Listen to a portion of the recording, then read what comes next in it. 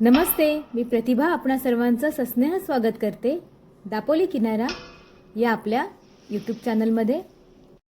आज आपण खूपच स्वादिष्ट अशी गोड शेव बनवणार आहोत। गोड शेव टेस्टी आणि अगदी सॉफ्ट अशी बनवली आहे।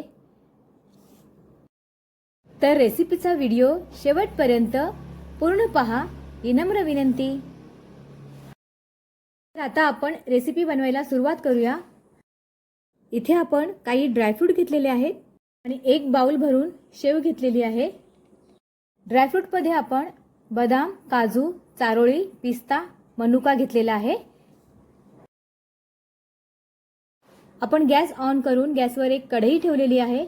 या कढईमध्ये आपण शेव भाजून घेणार आहोत। आता या कढईमध्ये आपण एक चमचाभर छान तूप घेऊया आणि या तुपावर आपण एक बाउलभर शेव घेतलेली आहे, ती छान अशी भाजून घेऊया। शेव भाजताना शेव सतत आपल्याला परतत राहायची आहे, नाहीतर शेव लगेच करपते। म्हणून शेव सतत परतत राहूया आणि छान भाजून घेऊया।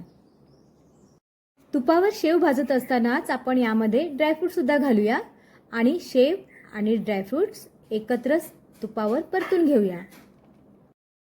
गोड शेवची रेसिपी तुम्हाला आवडली तर रेसिपीला लाईक करा, रेसिपी शेअर करा आणि चॅनलला जरूर सबस्क्राइब करा ही नम्र विनंती। ही रेसिपी तुम्ही एकदा नक्की बनवून बघा, तुम्हाला ही रेसिपी नक्कीच खूप आवडेल।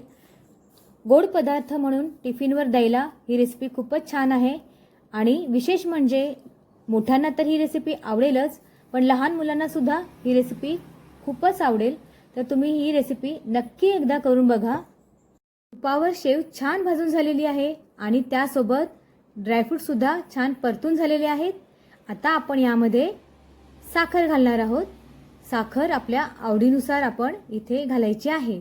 मी इथे 1 वाटी साखर घेतलेली आहे। आता साखर आपण छान मिक्स करून घेऊया या शेवमध्ये। साखर आणि शेव छान मिक्स करून झालेली आहे। आता आपण यामध्ये गरम दूध घालणार आहोत। शेवमध्ये आपण 1 ग्लासभर दूध घातलेलं आहे आणि आता कढईला जी शेव आहे ती सुद्धा आपण काढून घेऊया। ती सगळी शेव आपण काढून घेऊया आणि एकदा शेव आणि दूध मिक्स करून घेऊया हलक्या हाताने। 5 मिनिटं झाकण ठेवून शेव छान शिजवून घेऊया।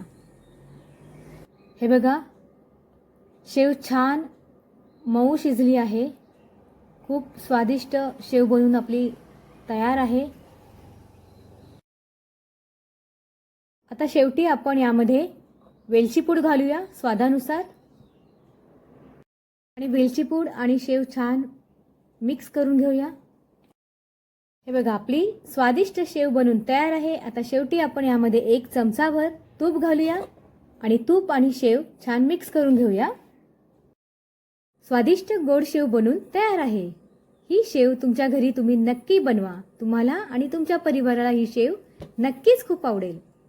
Thank you.